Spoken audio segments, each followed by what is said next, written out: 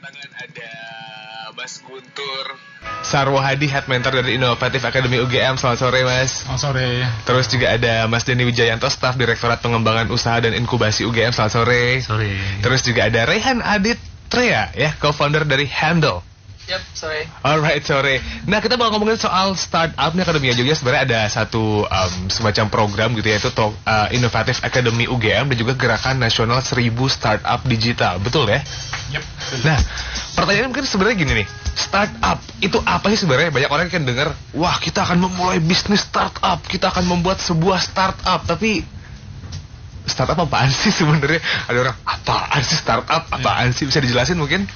Startup sih basically dia usaha rintisan baru ya. Jadi kayak kita ngomongin bikin usaha kan ada permulaannya. Nah, startup itu ya istilah kerennya aja sih untuk usaha rintisan baru ini. Nah, biasanya mereka teknologi based, artinya memanfaatkan teknologi untuk solve suatu masalah. Jadi kayak harus menyelesaikan masalah gitu ya? Kita sih menganjurkan ya. Jadi kadang teman-teman di luar sana itu membuat startup itu ada yang for fun, ada yang nggak sengaja misalnya gitu, atau dari offline ke online, which is okay juga. Tapi kita pengen tekankan ke teman-teman itu kalau bikin startup itu ya yang solve problem gitu. Jadi ada benar-benar ada suatu masalah yang di solve dan orang mau pakai.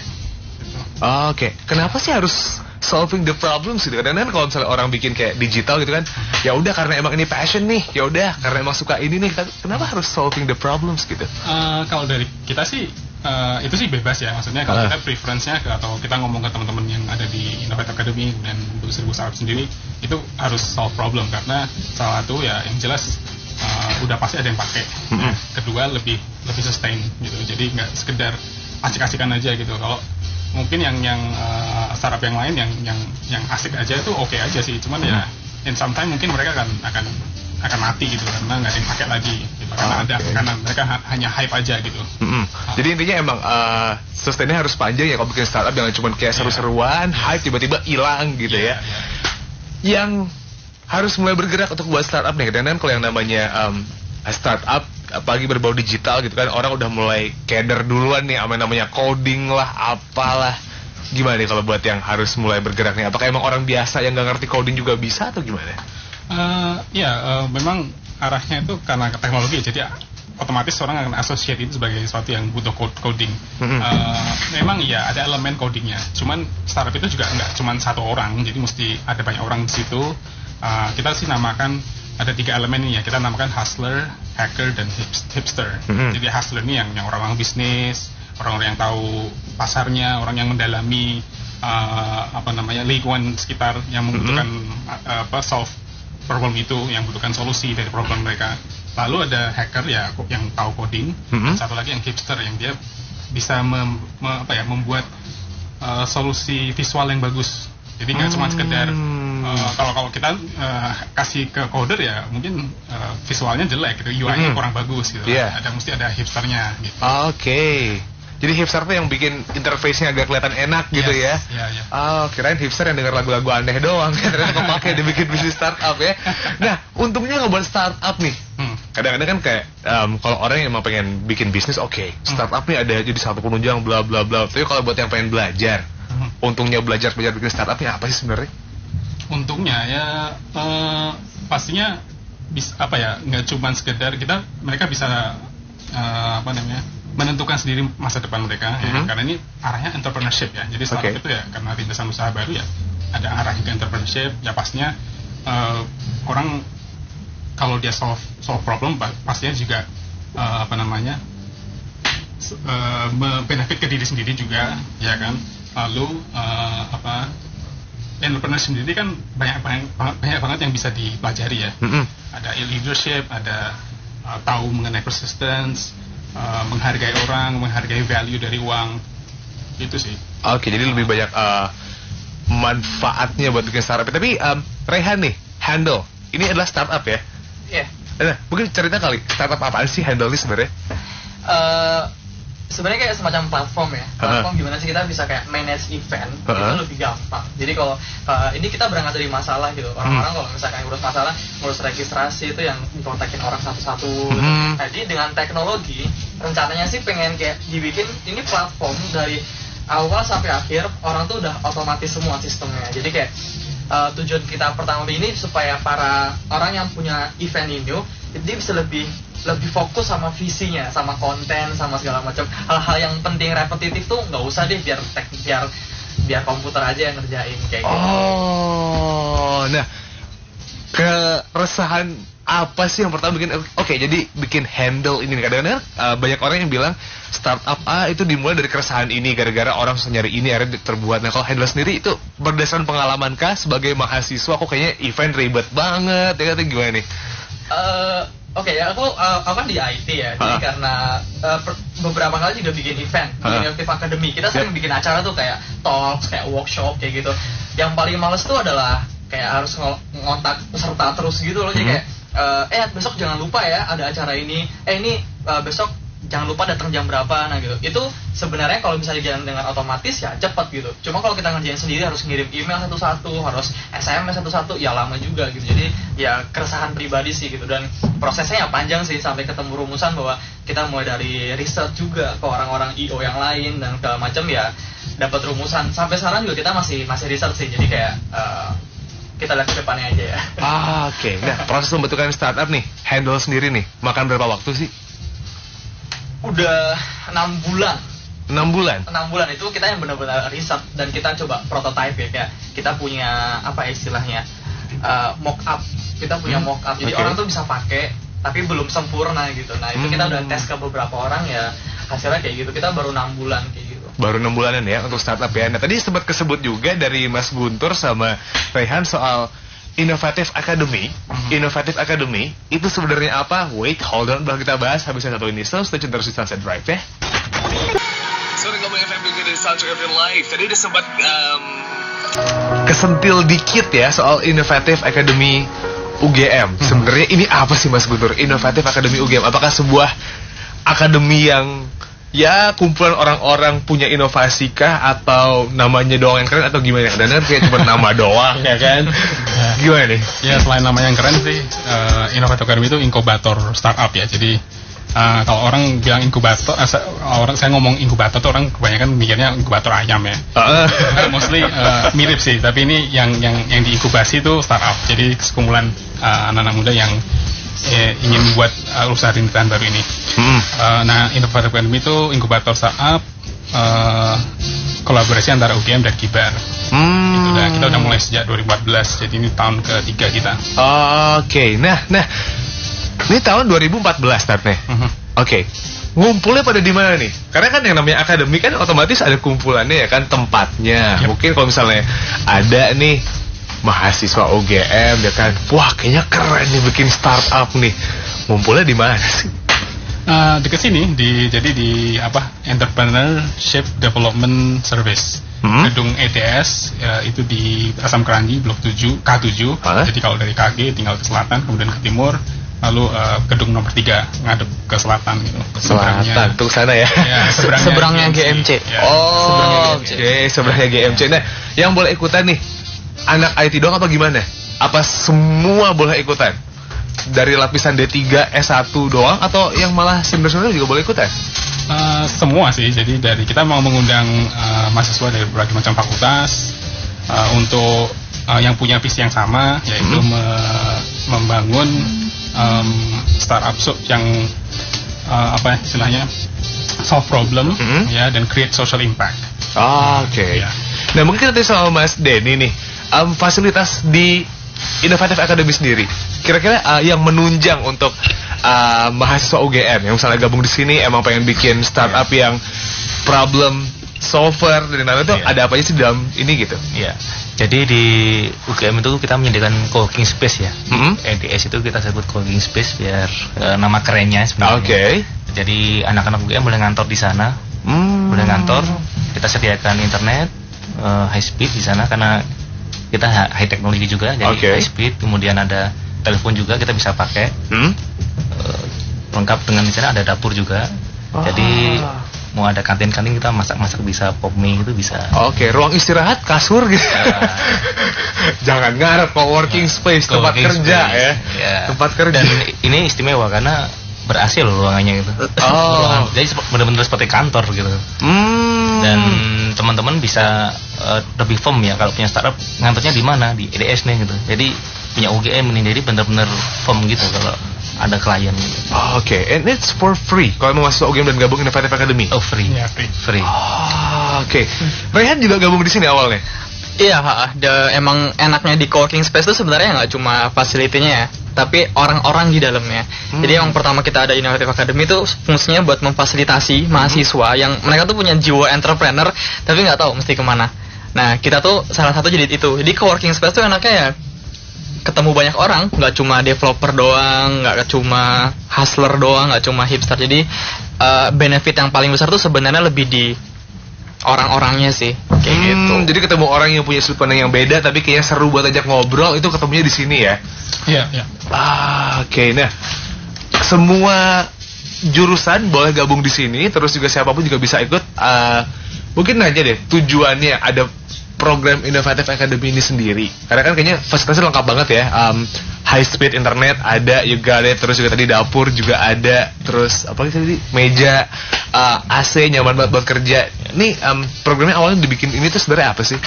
Jadi UGM ini kan sekarang punya moto baru ya, menjadi Socio Entrepreneur University. Oke. Kemudian kita ingin mendorong supaya teman-teman mahasiswa ini supaya ke arahnya entrepreneur tapi yang sosial. Jadi bukan greedy gitu ya. Jadi punya usaha sukses terus enak sendiri gitu enggak, tapi kita berbagi dengan yang lain. Sehingga dengan ada fasilitas ini sama-sama belajar, sharing-sharing, mereka bisa tumbuh jiwa sosio entrepreneurnya gitu.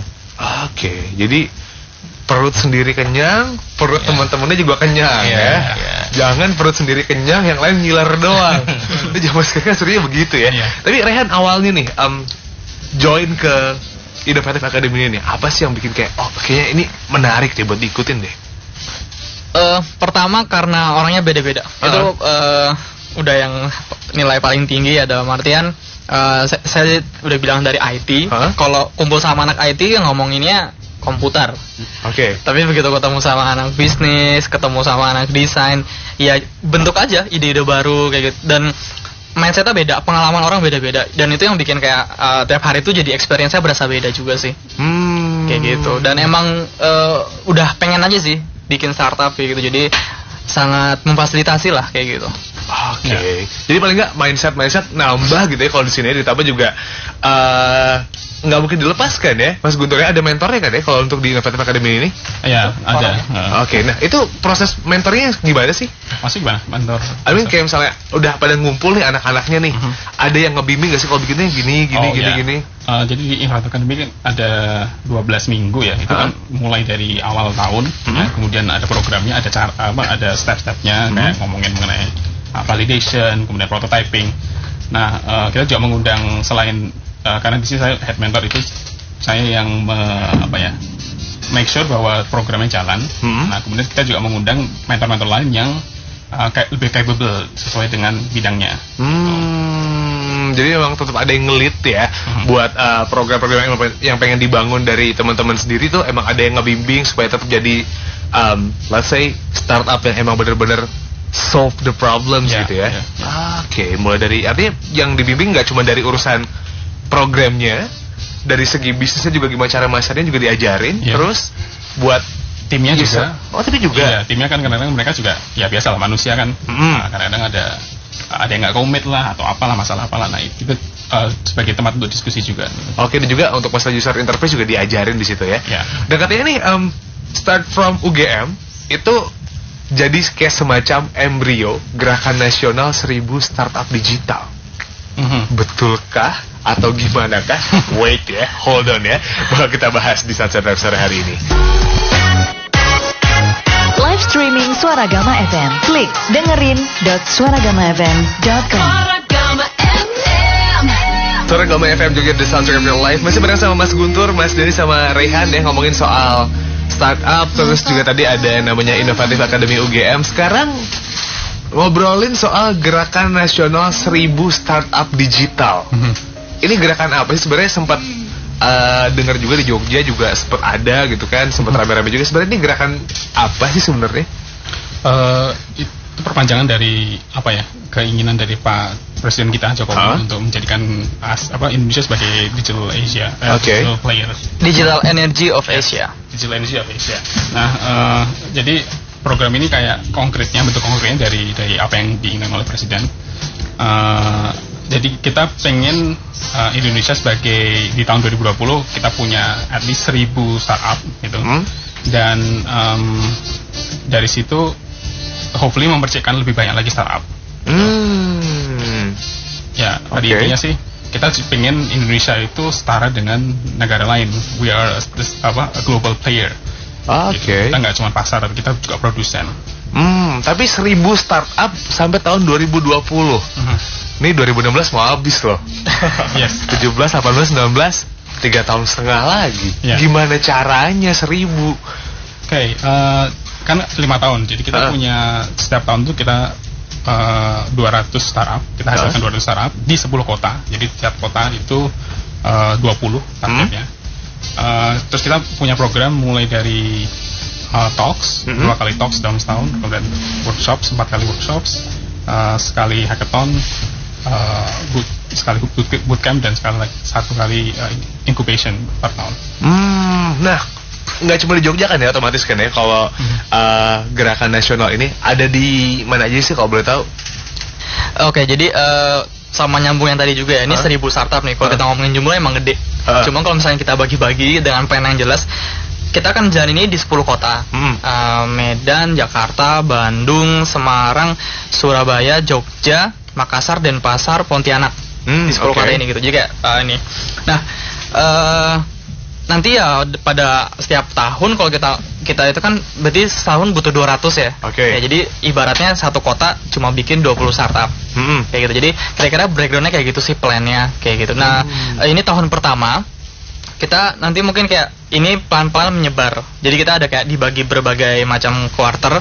Pertama tuh di 3 kota dulu, di Jakarta, Jogja, sama Surabaya. Nanti berikutnya nyebar ke Malang, Bandung, Semarang. Nanti terakhir nyebar lagi ke Medan, Pontianak, sama Makassar. Kayak gitu. Jadi udah ada timeline-nya, plannya juga seperti itu. It's a huge number, tapi ternyata kalau di planning terus di breakdown kayaknya it's not something hard ya kayaknya ya. Iya, possible. Kayak gitu. Masih possible ya. Bukan jumlah yang kayak wah nggak mungkin nih, cuma itu masih kejar lah ya. Nah, terus kalau misalnya nih ada yang pengen ikutan gerakan ini, 1,000 startup digital. Cara ikutannya gimana sih? Mungkin bisa langsung cek websitenya ya. Di http /1000startupdigital.id. 1000startupdigital.id. Di situ udah ada cara yang jelas mau gabung gimana. Jadi gabung aja. Nah, kalau gerakan di Jogja sendiri nih mungkin bisa dikasih tahu updates-nya ke Akademia Jogja yang lagi dengerin. Kalau untuk gerakan 1,000 startup sendiri di Jogja gimana? Kalau secara program tadi udah dijelasin ya. Kita mulai dari talks terus sampai inkubasi. Baru dimulai nanti kira-kira bulan Agustus. Itu minggu awal bulan Agustus kita akan ngadain talks, seminar. Jadi nanti kita bakal ngundang banyak pembicara dari lokal dan juga dari kota luar gitu, dari luar kota juga. Intinya kita pengen kenalin dulu nih kayak startup, mindset startup yang bagus tuh kayak gimana sih. Jadi kayak itu yang pengen kita kenalin dulu sama teman-teman di Jogja kayak gitu. Jadi lebih ke lebih ke masuk ke tahap yang awal ya sekarang ya, lebih ke di seminarnya dulu ya. Daftarnya langsung aja ke 1000startupdigital.id. Nah gitu. Udah paham semuanya startup apa, terus juga program dari 1,000 startup digital udah apa. Maybe sekarang terakhir deh, ajakin dong Akademia Jogja kenapa harus membuat startup dan harus gabung ke 1,000 startup digital ini, gerakan 1,000 startup digital ini, Mas Gutur. Kita di Indonesia besar ya, kemudian kita punya banyak masalah, kita negara yang besar dan kita mesti bisa menyamakan diri kita dengan negara lain. Nah, ini ajakan ini impian yang kita pengen sampai ke sana, dimulai dari teman-teman semua anak muda yang akan ikutan ini membuat startup, juga untuk semua yang elemen-elemen lain dari di Jogja kayak dari komunitas, dari co-working space, kemudian dari media, teman-teman dari akademisi, semua ini kita berharap partisipasinya karena ini gerakan nasional ini milik kita bersama gitu. Oke. Iya, kita pengen mencapai impian itu bersama-sama karena nggak mungkin kita lakukan ini sendirian, nggak bisa satu dua pihak yang melakukan ini, jadi mesti sama-sama kita untung sama-sama, kita bangun ekosistem ini. Hopefully di tahun 2020 kita punya lebih dari 1.000 startup. Kita start from 1.000 tapi pengennya lebih dari itu. Oke. Kalau Mas Dini, kenapa nih harus gabung ke gerakan 1.000 startup digital ini nih? Jadi gini, negara kita ini kan negara yang besar ya. Nah, kita banyak di produk-produk impor, semua produk impor, digital pun juga impor. Nah, dengan 1.000 startup ini kita harapannya bisa untuk berdikari di kaki sendiri ya. Jadi kita nggak apa-apa impor. Masa energi juga impor itu kan kasihan bener gitu. Oke. Jadi intinya it's time for us to be a player. Ya. Lebih di situ ya. Oke. Kalau Rehan kenapa harus ikutan ini? Karena mungkin ini saatnya kita udah harus sadar ya, bahwa kita sekarang udah nggak perlu lagi ngomongin potensi. Karena kalau bagi aku pribadi, Indonesia itu udah jelas potensinya. Jogja sendiri kalau kita ngomongin pariwisata, ngomongin keseniannya tuh udah nggak ada yang ngalahin kayak gitu ya contohnya. Cuma di sini saatnya kita nggak cuma ngomongin potensi, tapi saatnya kita berbuat aksi kayak gitu. Nah, dengan perkembangan zaman era informasi, menurutku sih gerakan nasional 1.000 startup digital ini bisa jadi salah satu kapal buat teman-teman kita menuju Indonesia yang lebih baik lagi. Oke, jadi kalau misalnya memang tertarik langsung aja masuk ke 1000startupdigital.id. Ya, seribunya 1.000 angka ya. Jadi 1000 startupdigital.id ya. Dan bisa follow di sosmednya juga gitu, di Facebook, Twitter sama di Instagram. Bisa dikasih tahu account-nya? 1000 startup digital. @1000 startup digital. Startup digital ya. Itu Instagramnya. Kalau Facebooknya nanti per kota ada sendiri, sama ada. Twitter juga ada ya. Jadi intinya cek dari website, nanti juga bisa nge-link dari sosial media di situ ya. Betul. Buat ikutan kegiatannya. Alright, thank you so much buat Mas Guntur, Mas Dini sama Rehan udah main ke Saragama FM. Sama-sama. Sukses gerakannya. Jadi pengen bikin startup saya. Tapi idenya apa? Ada enak ya. Ada ide yang belum kepake nggak nih? Saya yang ngakuin gitu boleh nggak? Banyak ya. Banyak banget. Boleh ya, ngaku-ngaku lah. Masih kan banyak disclaimer kayak gitu. Saya jadi kayak gitu aja. Kita juga ini sih kalau mengenai ide itu kita pengennya di co-working space itu kita nggak nyimpen ide. Jadi kita pengen bangun budaya bahwa ide itu disimpan baik-baik, nggak pernah nggak dikeluarin gitu. Kita pengen semua udah ceritain aja, yang penting eksekusi soalnya. Karena kalau cuma ide nggak dieksekusi jadi sama aja. Angkat-angkat doang ya. Sip, thank you so much. Sukses gerakannya. Ketemu lagi kapan-kapan ya. Thank you. Sama.